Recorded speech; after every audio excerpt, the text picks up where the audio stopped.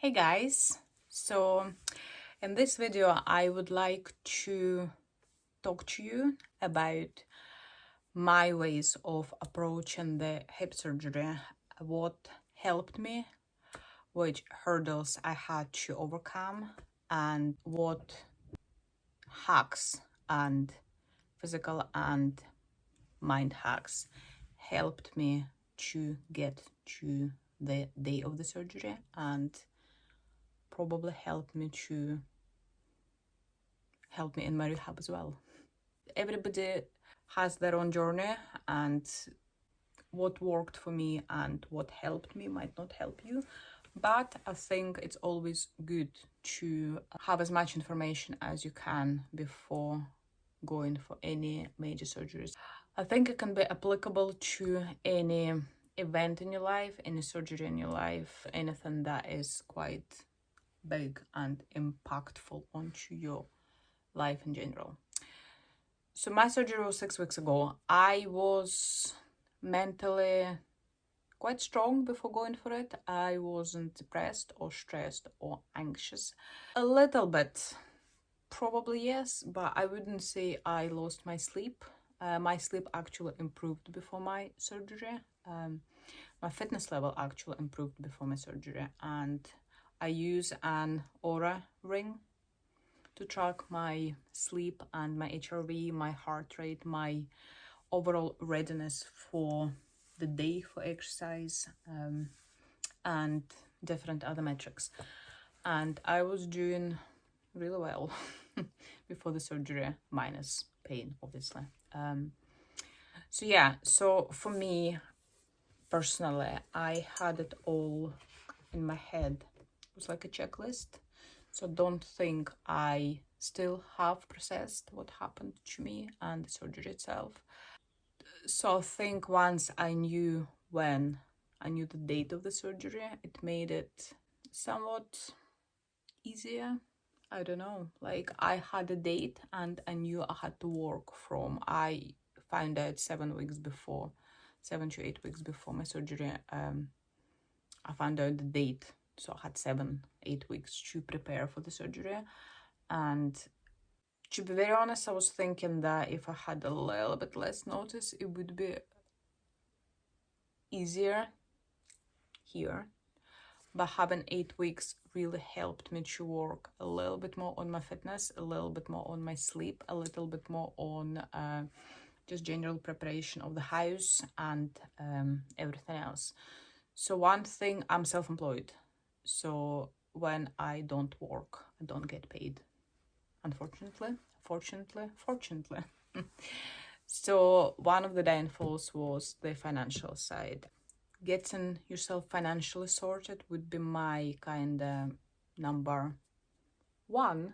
It's not the most important, but it is important, okay? You don't want to come out of this in debt, if it's possible. I would have preferred to be in debt, but with a healthy hip, if I could help it. Obviously I didn't want for that to happen. So yeah, so for that to place, I don't have a huge fund, but it's, it's going to take me through, well, it has taken me through these 6 weeks, and I'm hoping it's going to take me through to January a little bit. I'm not planning on going back to work full blast. I'm gradually coming back. So yeah, and if you do run a business, you know how, like, you live in your business. It's kind of like, it's not a 9-to-5 job. You don't finish working when you're at home. You're still working. I made a decision, a very hard but wise decision, not to try and make this year as a business year, but to have this year 2025 as my healing and recovery year. So dedicating it not to growing my business, but to making sure that my body is healed. My body is mainly my business. I run classes, I run events, I do online stuff, I make oils and potions and everything else, but I still mostly work with my body. business-wise, just making sure that I wasn't triggered by any local businesses or other businesses growing and exponentially during 2025, and was trying to make sure that it wasn't triggering me, because I knew that I have to be only switched onto my healing. So I made a decision to be as strong as I could before the surgery, and to be as active as I could, be as mentally prepared as I could before going onto the table. So I had from January to, well, I was given within 6 months, so basically that could have happened anytime. Before that, September to just say December 2024 were quite dark moments in my life. I was quite, I wouldn't call it depressed, but I wasn't in a very good place because of my hip, because I wasn't sure what was happening. I did not know what to do. I was in really bad pain, and yeah, I was kind of like hanging in that realm of it's like being in the space, so you're kind of like just floating without knowing where you're gonna go. So that wasn't fun, because I like to be in control of things, and that wasn't fun. So that was really not good place, not good time in my life. I was probably overeating because I wasn't happy. Maybe some excessive, at some point, prosecco, wine, not daily because I'm teaching, not over drinking. Like, I'm not an alcoholic, but maybe like I wouldn't drink as much now. Like, I'm quite enjoying a glass of wine and I'm good to go. Couple of glasses of prosecco, I'm good to go. It just was a time when I was trying to find comfort in things: food, alcohol, Netflix, movies, everything that was taken away from pain. But come January, went to see a private specialist and really helped me. December, I got told a no for a hip replacement by one of the NHS consultant, and I think that's when I flipped my mindset, and I decided that whatever it was going to cost me in 2025, I'm gonna get it done. Whether I'm gonna take a loan, whether I'm gonna ask people for money, whether I'm going to, I don't know, sell my kidney. But I knew in my head that I was going to go for it. So I was back in control over what was happening. So I came into 2025 pretty much in a better headspace.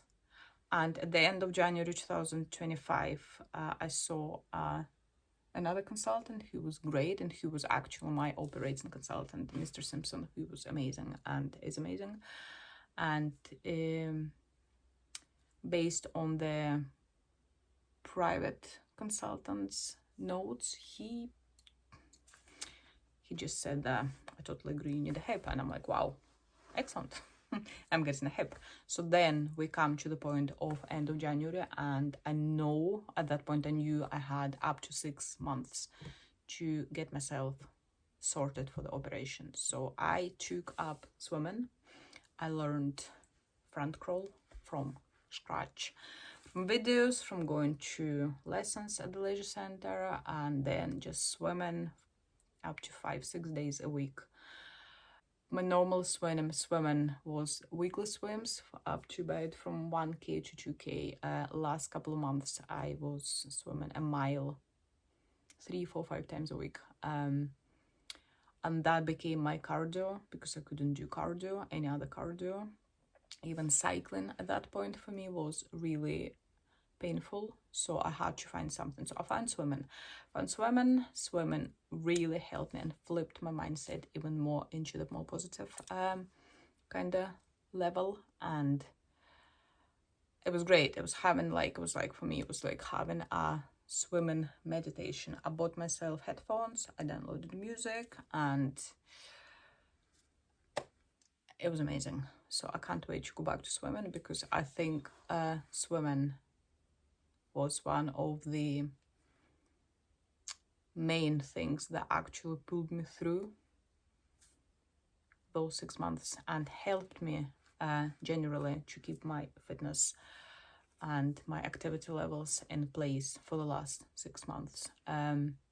Yeah, so I was being in control of that. So financially, I was putting some money aside.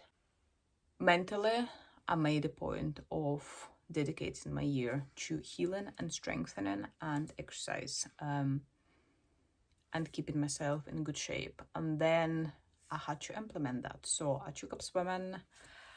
I went to the gym to do some upper body workouts, not lower body workouts. I was still walking my dog. I cleaned up my diet. Still had some occasional treats, but it was much cleaner than in autumn 2024. Lots of inflammation went out of my body, and I think it wasn't just the physical part of it. I think it's just mentally, because I made an agreement with myself about what I was going to do that year, that it just became like, okay, like that's where I am, that's what I need to do. I don't even know how much time I have. Let's go for it. So, and then I went for it, and it was amazing. So I had a food plan, and I lost 4 kilos in the next month, I think, straight away, because I was watching everything. I was exercising, was feeling much better. Okay, so that is pre-operation. The message here is you need to find the stuff that you can be in control of, instead of concentrating on what you cannot control. I could not control my pain, in terms of like, it was there, it was deteriorating like very rapidly. I was already almost bone on bone at that point. So yeah, take control over what you can. Do not become a victim of your situation. I know I'm talking from a perspective of someone who has been active, but that was my choice to be active. And I'm also thinking that it's, although I'm not shaming anyone of not being active, but that is the choice you take in life, you know. So if you want to have a pizza and a takeaway and a bottle of wine a night, that's you, and that's fine. If that works for you, I'm all up for it. You know, it's your life. But I chose to exercise, become healthy, and I chose to eat healthy. I chose to be healthy, and I chose to take control over my body, and partially mind. Still work in progress, same as body. You are the only person to blame for it. Okay, there are some cases when very healthy people, very fit people, unfortunately have severe cases of arthritis or any other injuries, but there are exceptions. Okay, so I'm not talking about those few cases where it just very unfortunate that it happened to those people. Happened to me. You know, I was born with hip dysplasia, shallow socket, and I didn't even know about it up until 7-8 years ago. So again, nothing I can do about it, nothing I could do about it. It wasn't really detected when I was a child, a baby. So nothing literally can be changed, except for you start from now and you take it forward. Okay, so financially, mentally, have a plan of action. If you don't know when your surgery is, have this time. If you can't prepare physically, prepare mentally. Okay, mental preparation is so important. I spoke to the nurses when I was taken in, and they said people come here with levels of anxiety where their blood pressure goes over 200 and they cannot be operated on because it's not a healthy level of blood pressure.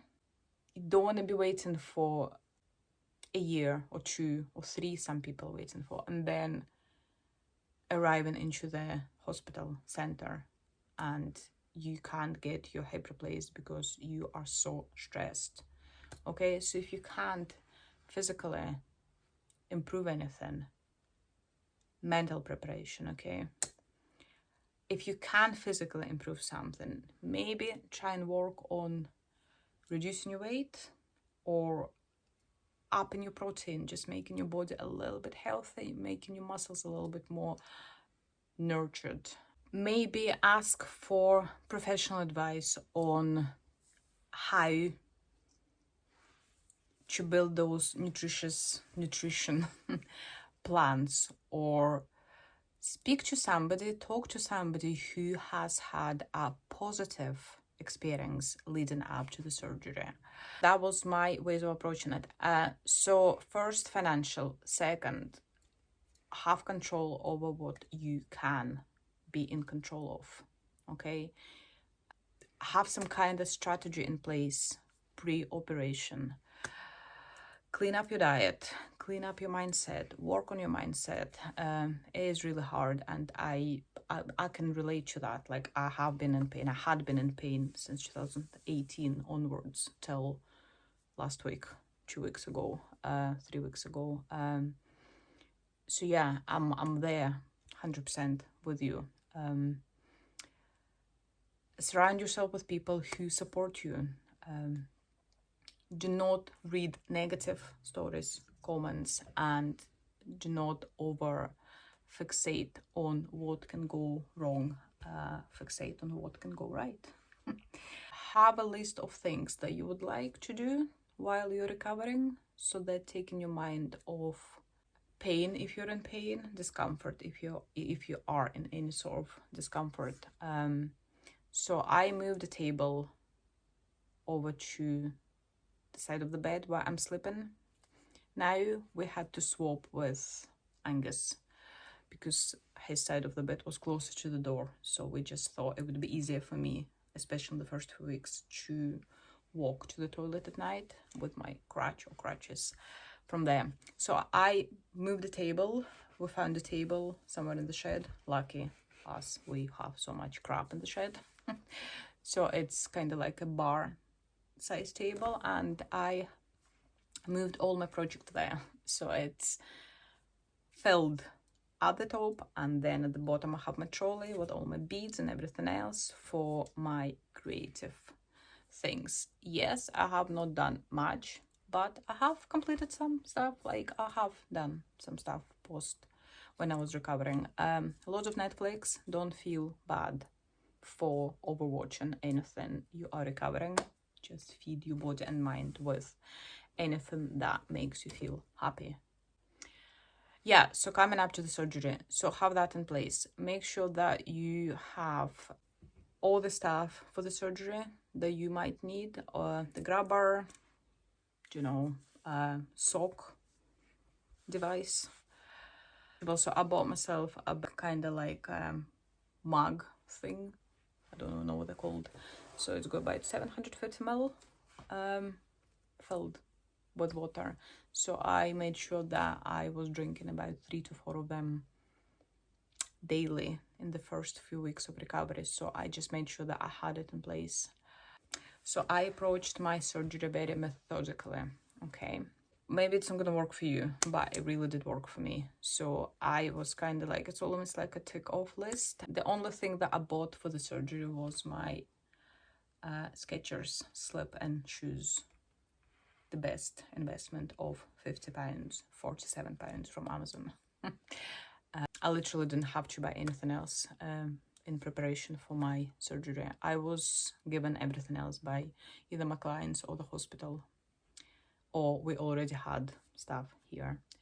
I have been actually really, touch wood, lucky in prehab and rehab, but I think it was because I was mentally prepared of what might happen, what might go wrong, and I will talk about it in the next video. But I did spend 4 days in hospital instead of 1, and that was fine. That was also fine. Like, it wasn't really a big stressor for me because these things just happen. It's a major surgery, I was alive, my leg was moving, my nerves were in place, I could move my leg, could wiggle my toes, and basically, yeah, for me that was fine. Like I was in no rush to go out of the hospital. I was quite happy to stay there and being monitored. Yeah, so I think it's all here more than like your physical body. So to sum up my not so short video, for me personally, the main points of my preparation were financial preparation, again, self-employment. If you're not self-employed, probably not, maybe yes. Mental preparation, having a plan of action, knowing that it's happening, you want it to happen, thinking about positive outcomes, plan of action, what I can control. Just make sure that you do know, and I am going to repeat it again, it's really important to maybe even write down the 2 graphs. What you cannot control that is affecting you physically and mentally, and what you can control. And then just focus on the stuff that you can control. And once you tick off those boxes, it's going to make you feel so much better. Find a hobby.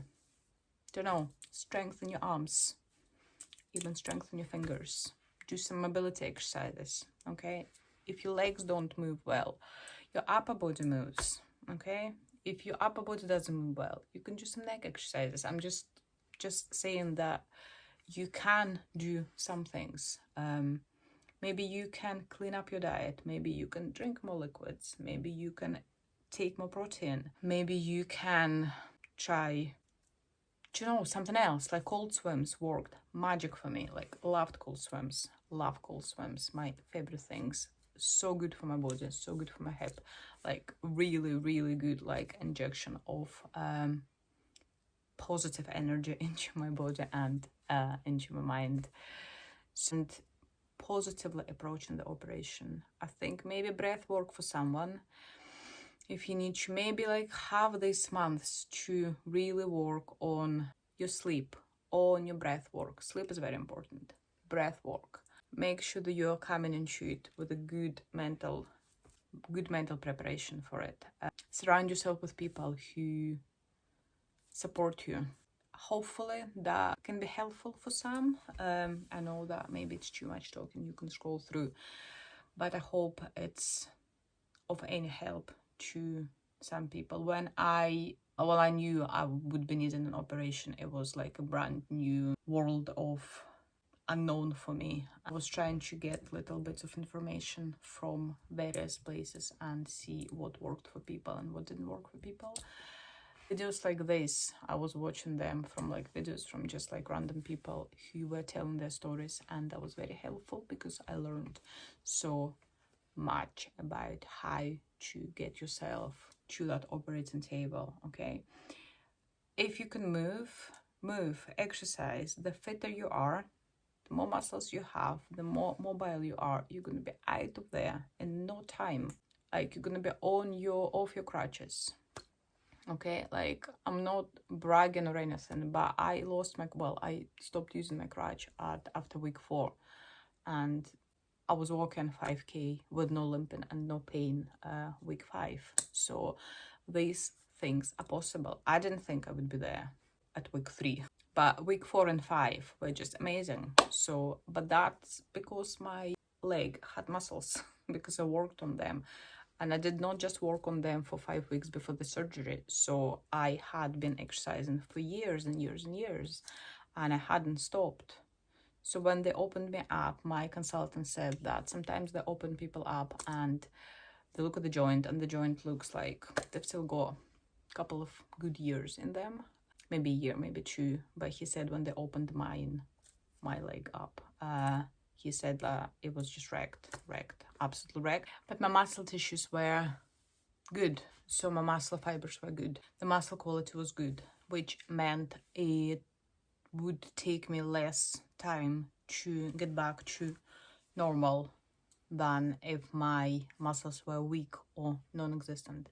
In some cases, in many cases, people are wheelchair bound. So obviously it's not really realistic to work on those muscles, but I am talking generally about people who still can exercise and work on the muscles that surround your hip joint. Okay, so I think I've covered everything.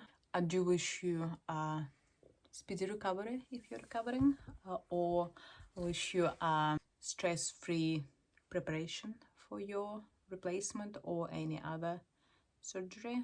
And yeah, see you soon. Bye.